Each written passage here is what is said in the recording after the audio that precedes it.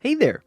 Welcome to Life Noggin. I've been alone in my house for days now. Triangle Bob got stuck in a well, Sir Clea is saving the world from aliens, and Rhombus is, well, he's out inventing the perfect chicken nugget. Man, he's so cool. Being alone for this long got me thinking, what if you were locked away with no one else around? What if you were alone forever? Oh, hey GingerPale.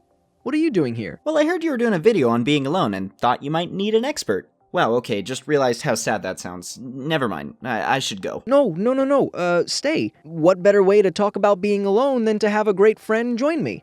That made more sense in my head. Did you just call me a great friend? Being around other people has a lot of benefits, from increased levels of happiness to a longer lifespan.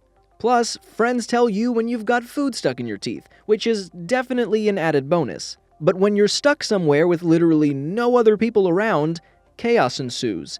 It's not fun. One infamous study on the effects of solitary confinement was conducted in the 1950s by a psychologist at the University of Wisconsin. He took monkeys and locked each one of them away inside their own chamber, and the results were pretty disturbing to say the least. The researcher began to see negative effects in just a few days, and at times even found the monkeys rocking back and forth, mutilating their own bodies, or staring off into space. And if you're like, GingerPale, that sounds awful and mean, and we probably shouldn't do that ever again. Well, I agree. Let's just be nice, let's not bully monkeys. For obvious reasons, experiments like this are almost never carried out with humans, but researchers can sometimes study prisoners in solitary confinement to get some answers as to what this type of isolation does to a person. At least one study found that when people are locked away from the outside world, they can lose almost all control over their behaviors and even their thoughts.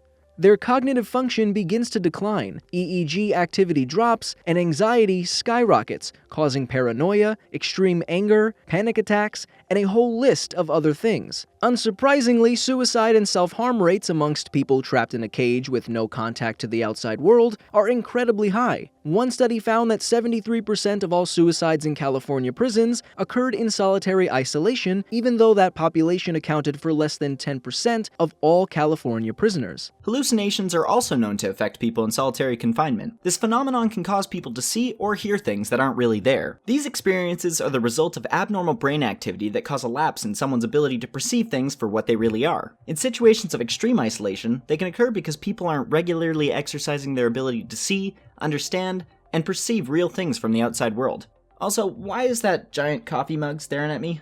Anyway, the problems caused by being completely alone aren't just psychological. Studies have found that this type of isolation can cause all kinds of bodily harm too, like heart problems, muscle pain, digestive issues, major weight loss, and loss of appetite. How long someone can survive or stay sane in these scenarios totally depends on the person. The longest anyone in the US has been kept in solitary confinement and away from the outside world is 43 years. He did have 1 hour a day in a metal cage outside, but he was still completely alone and shackled. If someone has a mental illness, complete isolation can be especially harmful. The DOJ, UN, and numerous other organizations all agree with this. But studies have found that, for anyone, even just a few days in social isolation can cause long-term mental damage. These practices are considered inhumane and very controversial. On second thought, I think I just like staying in my basement alone sometimes. Nothing bad can happen to me there.